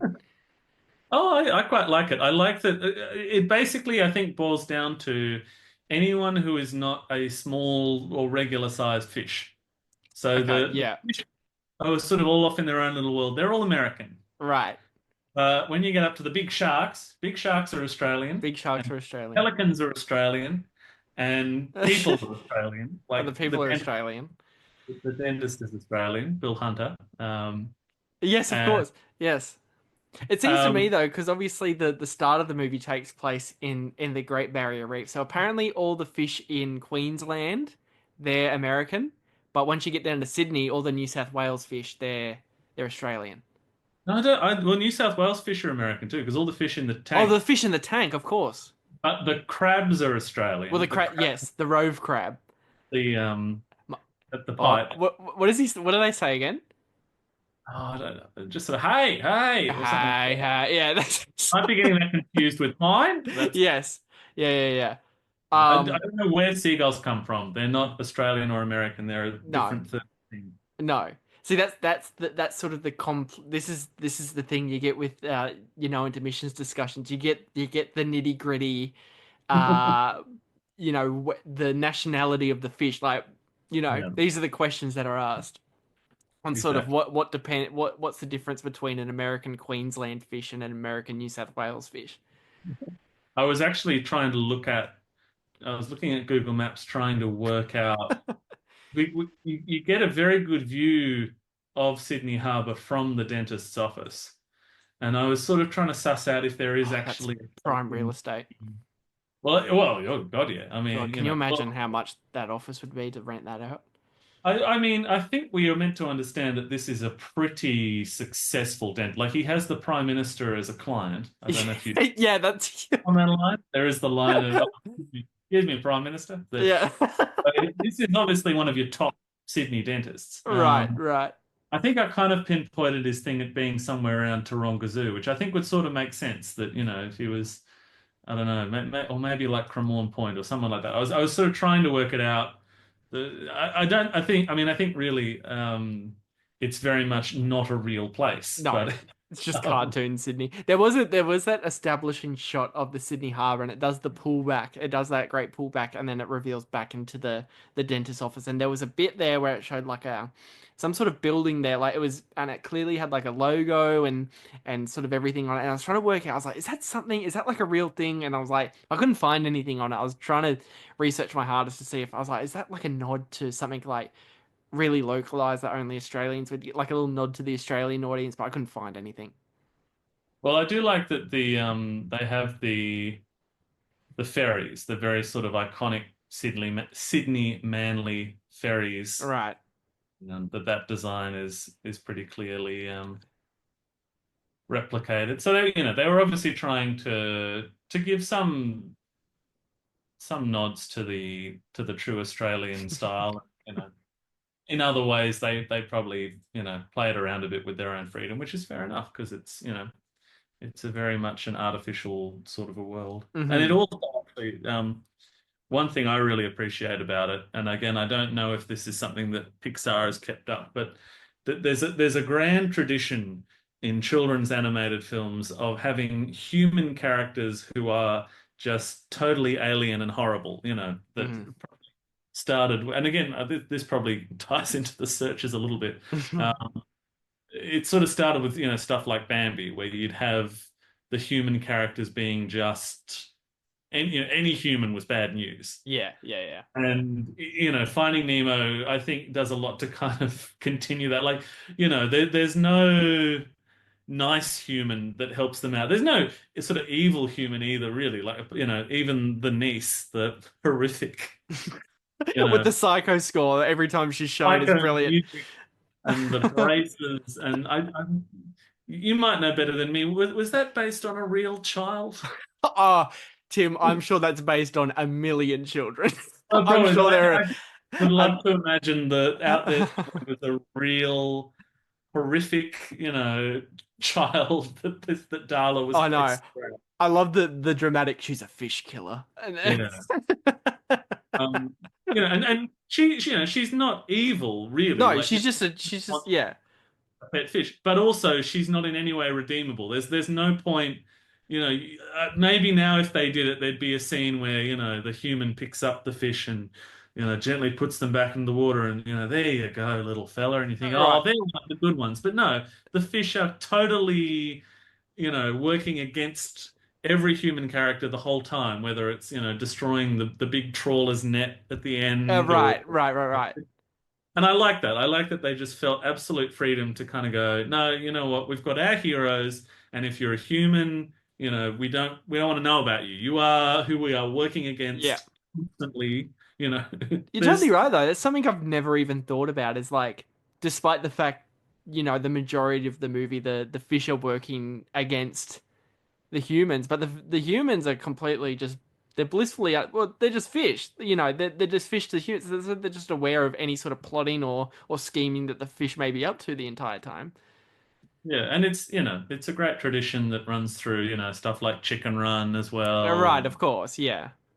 Quite a lot of other animal-centric films, and I can't. I'm sure there are other examples, but I don't tend to watch a lot of baby type movies. I guess we got to make the exception here. But I don't know. I wonder whether they would do a film that has just such an obvious level of misanthropy running through it, of kind of like, no, people are the problem. Maybe something like Finding Nemo. This is Finding Nemo. That's the film we're talking about. Happy Feet is what I was going to say. Right, okay. Because there are human characters in that. But even in Happy Feet, that the humans are the saviors at the end of the day. The humans get to kind of fly in. They, I don't know, solve climate change or something by the end of it, I think. That George Miller. Yeah, George, it's a very George Miller thing to do, to save the environment. I think they stopped Mad Max from happening at the end of Happy Feet. Yeah. There's no penguins driving around on motorbikes and throwing javelins at each other. Yeah, it doesn't But no, I mean, like, even on, to sort of circle back to sort of, we're talking about the impressive technicality of the searches. I think there is, like, definitely there's an impressive technicality here, because I was completely impressed, especially on this go around, where I sort of realized, I'm like, okay, so obviously, the whole movie is set in one large body of water, but they still managed to, the whole sort of creative animation team still managed to have different locations look visually different and compelling to, you've got obviously the very clear reef at the start, you've got the murky sea at the end, you've obviously got the the visually dynamic fish tank and that evolves over time, obviously, when they're trying to get it to get dirty, because that whole sort of plot sets in. And I don't know, yeah, like you said before, you've got the trawlers, so you sort of get a bit of everything, and it was sort of impressive to notice, despite the fact it takes place, I guess you could say, in one location, which is obviously the ocean, but they still managed to keep it so visually dynamic. Yeah. Oh yeah. There's a lot of material you can find online that talks about how they tried to, they had to introduce all the right particles and things into the picture so that it didn't just kind of look like things floating on a blue background. It looked like the ocean, that there was Yeah. enough detail to make it feel very sort of lived in Yes. water rather than, yeah, just a kind of a. And I don't know, I really admire that, even if it is three-dimensional and done in a computer. I think so. Definitely. It was really funny to read that apparently the animation team cooked so hard that their first initial cut of the movie, the water looked way too realistic, and they made them go back and go, no, you got to make this look way more animated. Yeah, well, that's interesting. I mean, that's the kind of note that you feel like a lot of studios aren't giving out anymore is, oh, make it less real. Right. Like so often at the moment, the MO of a lot of films today is make it real, make it, Yeah. make this, this thing looks too beautiful. The colors here are too balanced and too artful. They need to, be muddier and Yeah. more mundane. That's Yeah. that's what I want. I was going to say something about water and the fact that it's shot in it, and I can't think of what that thing. It might come back to you in a minute. Yeah, we'll circle back around. I think the sort of the draw of it too, of having it sort of semi-Australian based too. I say semi because we've talked about half the cast being American, so the sort of the ethnicity there is sort of muddled, where you're not too sure entirely. But I think to actually take an excerpt out of your fantastic review on this movie, which it's a review I love deeply. You've perfectly summed it up in the last paragraph there, where you said, "I can't resist the Australianness of this either. Cultural cringe be damned. For the record, when the crab says, 'Yeah, I saw him, Bluey,' he's talking to Nemo, not Dory." Which I was like, "That's perfect. That's the perfect sort of, you know." Take that very seriously. I'm very pissed off that they called the little blue dog in that show Bluey. Right. Yes. It could have been the red heel. Yes. Because in Australia, gingers are called Bluey. Yes. And this is something that is very dear to my. Your audience won't be able to tell that I am myself of the ginger persuasion orientation. Yeah, it's an Australianism that you call redheads Bluey, and so yes, that's a great. And you were talking in that final scene. That crab is talking to Nemo. I know, and it was such a. It made me smile reading that in your review. I'm like, Tim gets it. He just gets it, because like that is such a perfect little detail that would just go over the head of so many people.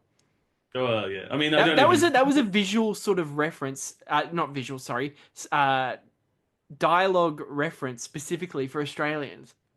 Potentially, yeah. Either that, or Bluey is just meant to mean Dory. But I like to think there's no way it had to be. That had to be whoever the voice actor is, or because it was definitely something that was more well known at the time. I mean, it was around the same time that when Virgin, the airline, first launched in Australia, they were Virgin Blue because their branding was all red. Right. They were called Virgin Blue because of the red branding, because of that whole thing. And yeah, people have, I don't know, that's something that's disappeared, I think, a little bit as an Aussieism, but I still get it from older Australians will call me Bluey. And I like it. I like it a lot more than Ranger as an epithet. It's probably got an even nastier background, that it's to do with Irish people starting fights in bars, starting a blue, and so you get bit of a tangent there. No, that was great. That's something I never. It just goes to show you do learn something every day. Look at that. I never knew that. Yeah. A little bit for your audience about the yes. That's fantastic. Right, no, you are totally right. There is so many sort of, I don't know, the plot does move because it is a great sort of showcase of moving sort of one little sequence to the next. Like obviously the AA Sharks. I forgot who they, because the initial run through on who they were going to get to voice Bruce was a whole bunch of obvious Australian actors. I think like Paul Hogan was going to be Bruce. Oh, right. Okay. Yes. So Right. there's like, I mean, I think who they've gone through, who they went with, obviously, Barry Humphries. Barry Humphries. I just had another mind blank. Sorry, is perfect because that's one too where I feel like a lot of American audiences wouldn't get that. Yeah, that's true. That is probably Even him, like just the casting of him alone, almost feels like an inside Australian joke. You know what I mean? yeah, like yeah, definitely the sort of the cultural impact of, Dame Edna and things like that, and Right, right. probably much smaller. Although it is still there. I know there are Americans who were sort of aware of Barry Humphries' whole thing, and it is worth perhaps saying that, later in life he did have some fairly horrible views on things that I think have made him persona non grata to a lot of people. But Hmm. I do still admire a lot of the work that he did, and he is great as Bruce. Um, and even the name Bruce, which probably a little nod to the Monty Python sketch, among other things, of all the Australian Bruces. The Great White Shark thing. Good day, I'm Bruce. Yeah.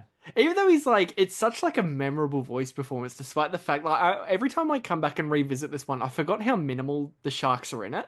Yeah, you remember them very, very sort of vividly, just because of how. The Though reveal of Bruce 2 is like unbelievable.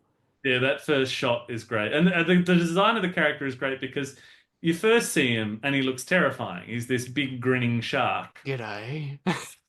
That's great. Then you get into the AA meeting, and they're sort of softened a bit in that because they become that whole comedy thing of, oh yeah, wouldn't it be funny, if this did happen to three sharks getting together. Yeah. But And they're just then broken people. he sniffs the blood, and his eyes go black, and he's even more terrifying. And he's even more terrifying than we initially saw him, and he just becomes like just an absolute weapon.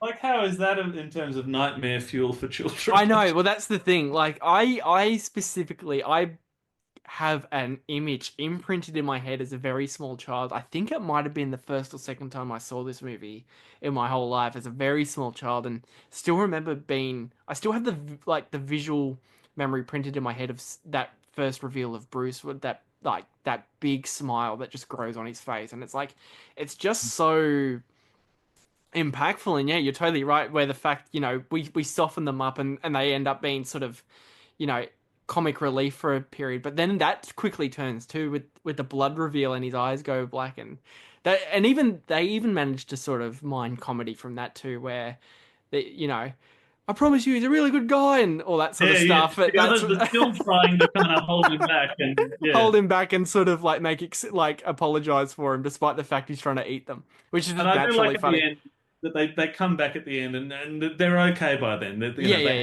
They've calmed down. I kind of like that. Yeah. I also, again, talking about the kind of the world that it is, I have no idea. Someone may have a conception of this, but of the part of offshore Queensland where there were, mines set up in the water, and I'm fairly certain there's nothing like that in the in the ocean off of Queensland, but I could be wrong. Someone will hopefully get in touch and say there definitely were mines set up in the water that are still there to this day, with also submarines that have. Yeah, that's great to bring up. That's another detail I sort of forget every time I watch this. I'm like, oh yeah, that's sort of like a fun little end to that sequence too, where it sort of ends in like this little cutesy kids fish movie and it ends in this massive like action movie explosion set piece, which is really fun. Which then has the punchline of the farting pelican. The farting pelican. Nice. Nice. That is quite fun. Yeah, that is. I forgot on how much sort of great comedy comes from all the Pelican characters. Yeah, That well, whole bit, I was laughing my ass off this rewatch on all the Pelicans lined up watching that one almost choke to death on the wharf. that one, they're a naturally funny bird. Lines like, hop inside my mouth if you want to live. A very quotable film. I think maybe more than any other, sort of formative millennial film. It's probably hard to think of one that, between Just Keep Swimming Yeah, and right. going, mine, mine, Yeah. Yeah. probably like this and, Austin Powers, that were the two kind of things that really did just get quoted endlessly. Yes. Fish are friends, not food. Yeah. That's a whole other fun little sequence too with the seagull chase. I always like. There's so many, like I keep saying, there's so many sort of little intricate moments that last for about 2 to 3 minutes that just happen, and they're like, oh yeah, of course this happens, and they only last sort of very sporadically and very in short sudden bursts, but they're all so memorable. Yeah. Oh, yeah. There's a lot that is memorable to it, and I think that's to the film's credit. I don't think it is just nostalgia of us going, "Oh, we grew up with this, and so Right. we have to reclaim this piece of garbage from our childhood because I got taken to see this by my dad when I was 7, and so Right. I have to pretend this film is decent." So I think there is more to it. I think we can admire it as as a very good piece of work. And one technical aspect that I became aware of this time is how sort of effective some of the music is. There's the bit Yeah. where Nemo is first taken and Marlin is just swimming through this sort of endless, abyss of open water. Yeah. And just, yeah, just basically there's the music, which is just this kind of sort of very ominous single unchanging piano beat of just Yeah. thong, thong, Yeah. thong. It's very, Drags out. very unsettling, and it does do a very good job of conveying just the vastness and the sort of hopelessness Yes, hopelessness, definitely. searching for his kid. Really pairs well with the sort of the hopelessness visuals too of one I'll always remember of just Marlon like poking his head out of the water trying to spot the boat, and it's sort of we sort of get this wide shot of just this ocean that just goes on forever, and you just see this little orange speck in the middle of it, and you're like, oh god, like this is like absolutely terrifying. Like he's just lost like the last bit of his life Yeah. that he had this connection to his wife with, and now it's like, god, we're just gone, just vanished. It is brilliant. The stuff around around Coral, as in Coral, his wife. Mm-hmm. It's pretty bleak. I mean, I know Yeah. it's not new to say that. Like, I know it always gets brought up in discussions around, like, moments from my childhood that, traumatized me. But, it's a pretty ballsy way, to open a kid's film. I Oh, mean, for again, sure. it is in a tradition of a lot of those other animal movies that have that that very traumatic opening, but I think it pulls it off pretty effectively, and you do again go from the very kind of the comedy of him wanting to name them all Marlin Jr. This half Marlin Jr., this half Coral Jr. Yeah. Well, we can name one Nemo. Yeah. That all sets all of that up very nicely, but it does a lot to inform why Marlon is the way he is. They could have just kind of launched into it with like, oh yeah, he's just a protective parent. That's who he is. Right. Like that's his character. But they do a very good job of actually setting up. Yes. Like they give us as an audience a very good reason to understand why, why he is that way and why he can probably be forgiven for being that way. Like, Oh you think about going through that and then seeing Nemo out by the drop off. Right. Going to touch the butt. That's another, Yeah. But, and he, how that sort of would make him feel. You feel the emotion behind all of that. Yeah. There's even but, sorry, go ahead. I was just going to say, at the same time, you recognize that he's being, too overly protective, but he can't see it because all he can see is, that time that he got knocked out and fell back into the anemone, and when he woke up, His his life was family. gone. That's it. That's it. There's even like, I think they managed to like, I think this is out of the entire Pixar catalog, I think this is definitely their best looking movie naturally, with all sort of the coral reefs and everything. But they also managed to, it's not even like touched on to meant to be sort of an eerie or like sort of off-putting scene, but like stuff like you mentioned, like the drop off is just naturally sort of scary looking to anyone, because it is like sort of the great unknown of this just abyss or just nothing, and that is all sort of just it definitely mines a lot of sort of uneasiness from visuals like that. Or in that scene that where the scuba mask first appears. Yes. And that does so well, I think, just to set up this idea of humans being the other, the evil, is that it's like it's a scene out of an alien film. It's a scene out of any number of sci-fi films where all of a sudden you see this monstrous creature and you don't know what it is or what it's capable of. But it's just trying to take you. Yeah. It's really like it's an alien abduction story in a lot of ways. Right. Yeah. Without a doubt. Without a doubt. That style. Um, Should we talk a bit about the voice cast? I was just you've read my mind. I was just about to touch on that because I was just going to say, despite the fact if she's a good person or not, I do think Ellen DeGeneres is fantastic in this. Yeah, look, there's a lot of very good voice actors who might be very, very horrible people. You've got Ellen DeGeneres, Harry Humphries, Jeffrey Rush. Yeah. Very good voice actors that you don't want to look into their personal lives too deeply.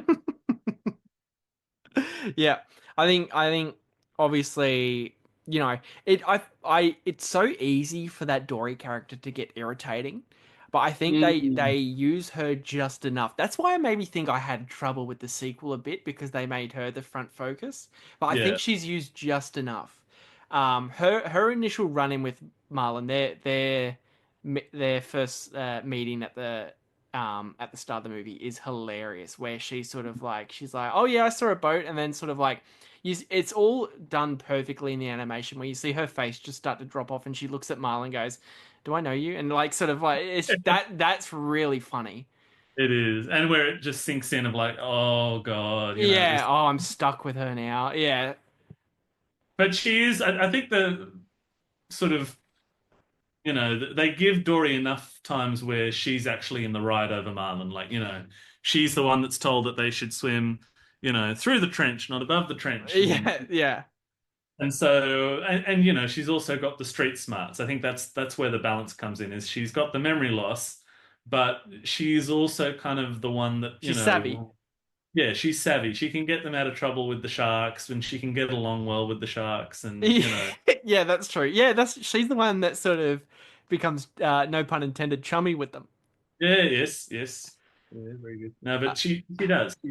She's got enough that makes the character not just become, I'm the ditzy one that, right, remember things that, would just become very boring very quickly. The bare minimum comic relief. Yeah.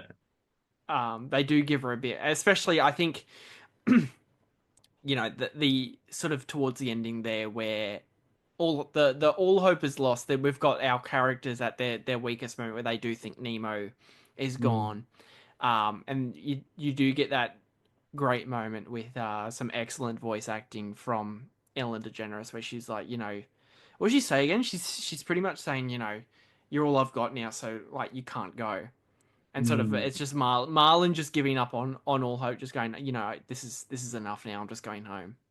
Yeah, and there's a moment in the follow up to that where she does finally come across Nemo.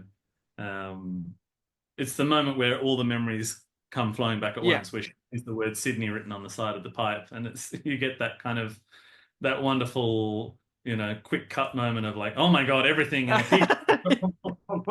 Yeah, it's Nemo, and then 42 Wallaby Way. That's all I got. That's Yeah. such a great moment, and I think they do that moment about like 5 or 6 times in Finding Dory, and so it loses its impact. Ah, Like it's okay. so effective in that final moment of actually, Yes. oh my God, I remember everything. Yeah, yeah, yeah. Um, You're totally right. It is utilized perfectly because the whole movie, you're like, this. She's hopeless. She can't remember a single thing, and then she's the one who ends up sort of like saving the day at the end, more or less. yeah. That is And 100% correct. Albert Brooks as Marlon is such a.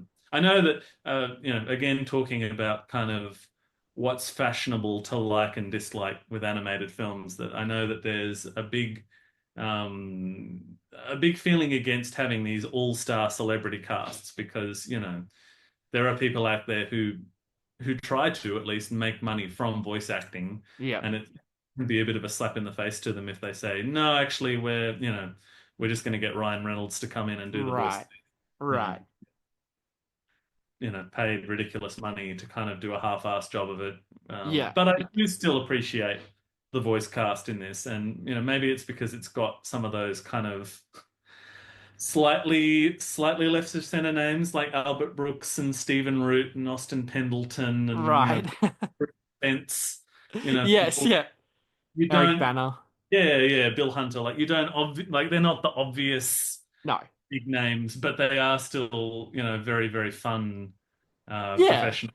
And they bring a lot of life to each of Yeah. their characters. Oh yeah, I think Albert Brooks is pretty phenomenal in this. Like I think it definitely shows maturing of age now where I find like the funniest stuff in the movie, the classic Albert Brooks trying to make that the mollusk joke work. To like Oh there's yeah, countless scenes where he's like, "Oh, you're a clownfish. Like tell us a Sorry, my mic just stuffed up. Yeah, no, but it's always I think that's a really funny running gag it of is. Marlon going always attempting this joke that just always falls flat on its face. And it's a beautiful bit of character work that, he sort of, he does know one joke and he gets lost every time he tries to tell it because he becomes so caught up in, I know that wouldn't really happen. I mean, obviously, Right. a mollusk couldn't really talk to a sea. Just for the purposes of a joke, like you just have to imagine that if they could talk and they could, and just totally killing it, you Yeah. know, God, that's such a funny visual of him telling the joke to the three sharks and just seeing their faces just slowly drop as he's telling it. and the one that does laugh, Yeah, that's right. I don't get it. Yeah, that's great. Mm. No, but like, yeah, I think overall there are definitely maybe more so than anything, other than the gorgeous animation, there is some really great little intricate character interactions. I think a lot of good humor stems a lot from sort of the uh, you know situational humor of animals. Like I guess you could say like there's a really great montage of like humor coming different humor coming based from what the animal is. Like there's the two swordfish having a conversation, but they're actually like fencing with one another. The two. But they also then talk like, Yes. private school kind of educated, Yeah. like jolly good thing, jolly good sheriff. Yeah, yes, yeah. The two dolphin. Yeah. It's like it's not just kind of like wouldn't it be funny if swordfish were posh? It's kind of like, no, well, they're swordfish, so they fight, and when they Yes. fight, like they're fencing, and so it's like they're, That's really fun. private school types, and Yeah. yeah, Like the that's fun. dolphins having a conversation, but their conversation is so broken up because the only time they can talk is when they actually jump up out of the water.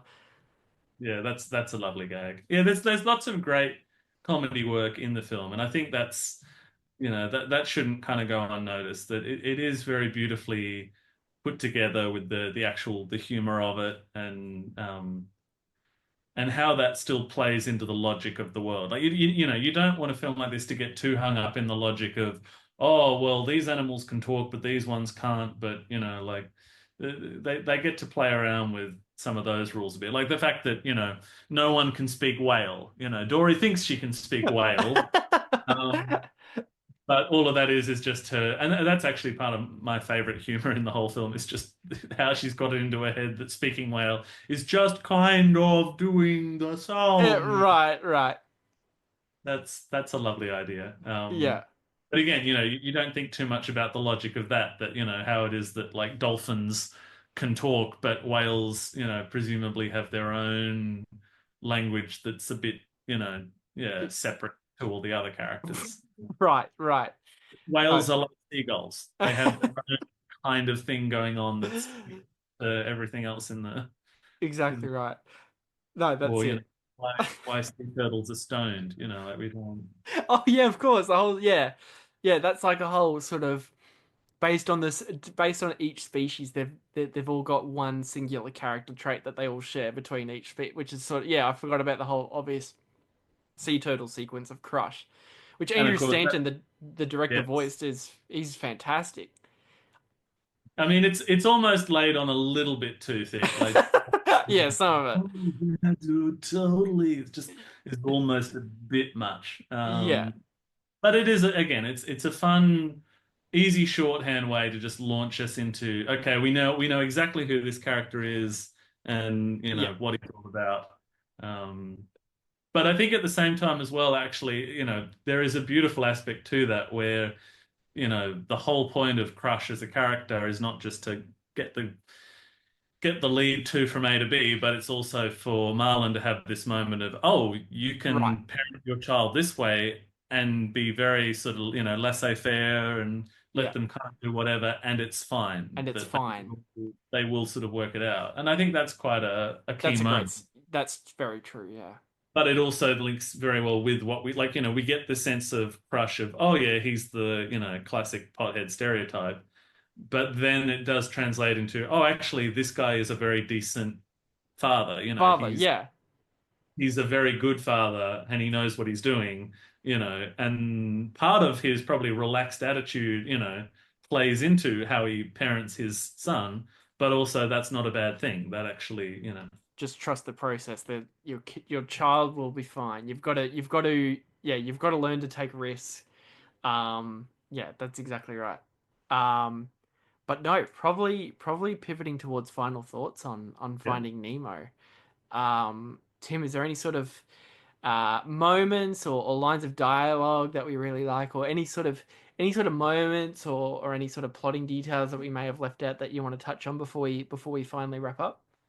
Oh, well, it's a good question. I'm probably feeling a bit like Dory at the moment and feeling like things that I wanted to say. I I'm always maybe this is more when I watched it as a kid. I was very annoyed by how they have this plan, this very elaborate plan, the fish tank fish in the dentist's office of how they're going to get out.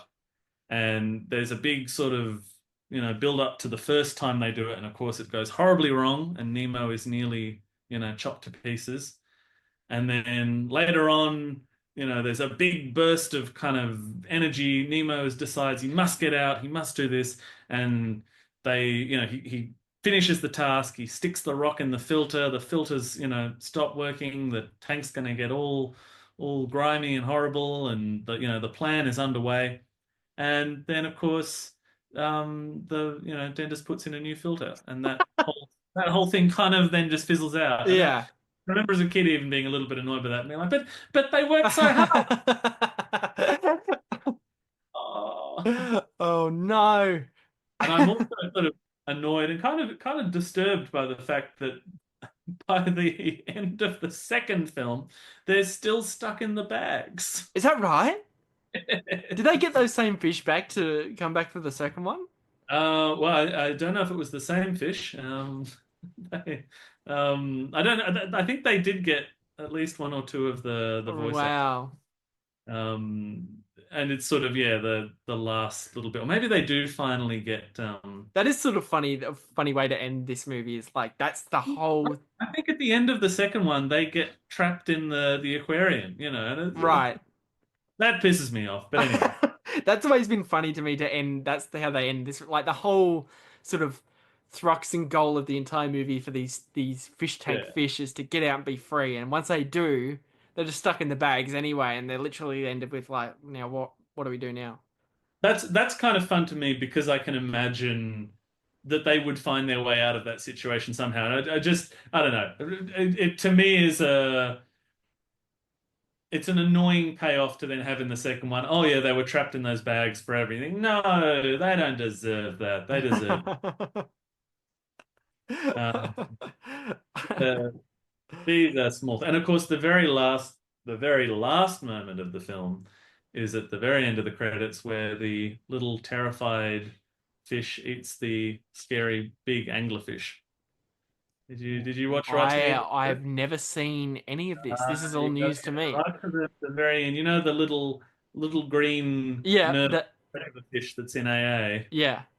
Very end of the credits, he's left just sort of hanging there, and then the big anglerfish from before comes up. And the little green one eats the big anglerfish. Eats the anglerfish. And that's the end. I'm yet to check this out. Look at that. A movie that I've probably watched 50 times throughout my entire life. I never knew that existed. Got to watch right to the end. Look at that. There we go. Oh my God. You're bringing all the fully on the post-credit sequence. That's amazing. But no, this is the time in the episode where we pair our two movies together. So Tim, why does John Ford's The Searchers and Andrew Stanton's Finding Nemo pair well together? Oh, I mean, it's obvious, really, and shockingly obvious. I had it in mind even when I thought of the two of them as a partnering, but of course they're both very similar stories about how there is a horrible traumatic event where someone's family is basically destroyed, disconnected. And obviously in Nemo, it's then a little bit later that then the last survivor basically is taken, is sort of stolen away to be to be brought into the world of the the other, the unknown other, and then of course it's up to the two very flawed misfit characters to search across immense vast to bring them back. Also, I was actually laughing my ass off to realize both sort of main character pairings have the same sort of relationship where the main one is constantly annoyed by the other. Yeah, and necessarily all that accepting of the other. Yes. Character, that there is that. Yes. That sort of disconnect. No, I think we've paired those two perfectly. I mean, I don't have anything to add on to that because you've said it there perfectly, but I was kind of shocked on how well these two pair well together. So I think we've done very, very well. I want to thank you so much, Tim, for coming on and finding the time in amongst all this weather chaos to talk about these two movies. Is there anything you want to plug? Oh God, no. I've done any of your socials, your Letterboxd, Twitter. Oh yeah, well, all the usuals. I'm Tim McQueen, TIMMCQEEN, and you can find me there on Letterboxd or on the dreaded Twitter or whatever it's called. And just generally in life, that's generally how you can find me. If your intentions are good, I hope you'll be like John Wayne at the end of The Searchers if you find me and not about halfway through. Perfectly put. No, thank you so much for coming on, man. But no, that's gonna do it from us. Thank you so much for listening, everyone, and we'll see you on the next one. Yeah, thank you all.